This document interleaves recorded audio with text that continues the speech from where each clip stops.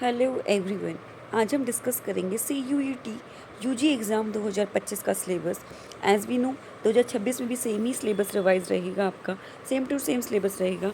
थोड़ी बहुत जो अमेंडमेंट्स होगी हम उसके बारे में डिस्कस करेंगे। So let's start with the first unit first, nature and the significance of management. इसमें आपको क्या क्या पढ़ना है, मैनेजमेंट के बारे में, उसका कॉन्सेप्ट, उसके objective and the importance. Next is nature of management as an art, science and the profession. Next we have a level of management. As we know, we have three level of management: top level, middle level and the lower level of management. Next we have a managerial function. We have five function of management, that is planning, organizing, staffing, directing and the controlling. Then we have a coordination इसमें आपको nature and importance के बारे में पढ़ेंगे. Next we have a principle of management हमारे दो बंदों ने दिए थे, Henry Fayol and the Taylor. Henry Fayol के एडमिनिस्ट्रेटिव मैनेजमेंट प्रिंसिपल थे, टेलर के साइंटिफिक प्रिंसिपल थे. तो आप इन सब के बारे में भी पढ़ेंगे. Next we have business environment क्या होता है, कौन कौन से डायमेंशंस हैं, डायमेंशंस का मतलब है कौन कौन से फैक्टर्स हैं जो बिजनेस एनवायरनमेंट को इम्पैक्ट करेंगे. We have economic factor, social factor, technological factor, political factor and the legal factor. Next we have a unit 4, that is regarding the planning. In planning we will discuss regarding the meaning, features, importance, limitations. Then we have a planning process. Then we have a type of plan.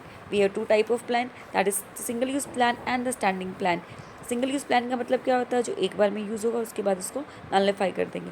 और standing pen का मतलब होता है जो आपको आगे जाके recontinue करना है. इसमें भी आप डिफरेंट टाइप ऑफ प्लान्स के बारे में पढ़ेंगे, सिंगल और स्टैंडर्ड यूज़ में भी, like objective, strategies, policy, procedure, methods, rule, budget and the programme. जैसे हमारा ऑब्जेक्टिव हमारा स्टैंडिंग प्लान होता है. स्ट्रैटेजी एक पर्टिकुलर टाइम पीरियड के लिए होती है, that is single use plan. Policy single time के लिए होती है, that is single use plan. Procedure is also a single use plan. Method is a single use plan. Rules single use plan. Budget एक particular time period के लिए बनाया जाएगा.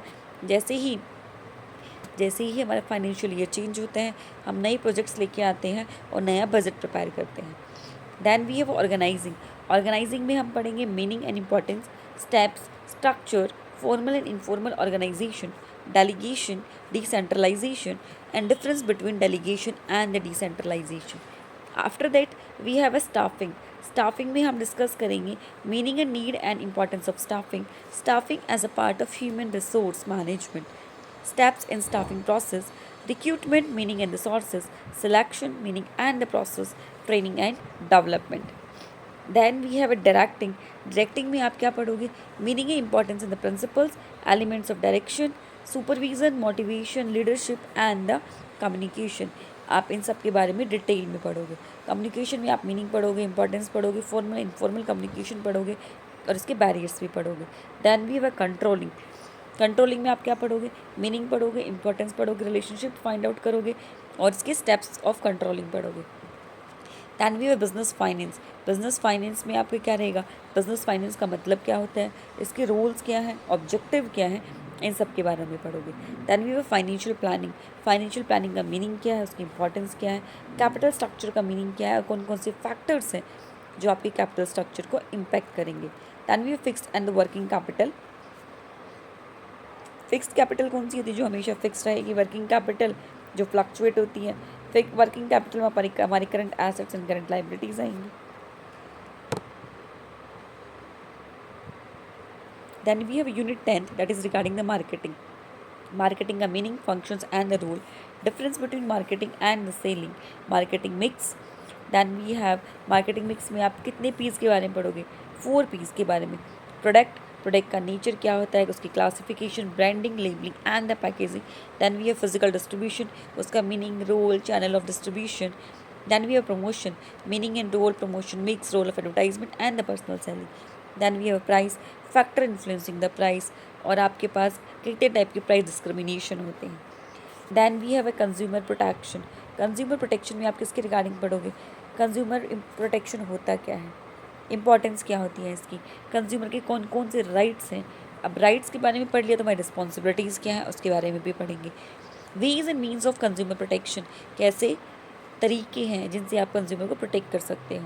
Role of consumer organisation and NGO, role क्या है consumer organisation का और NGO का. Then we have a next unit, that is unit 12, that is regarding the entrepreneurship development, concept, functions and the needs.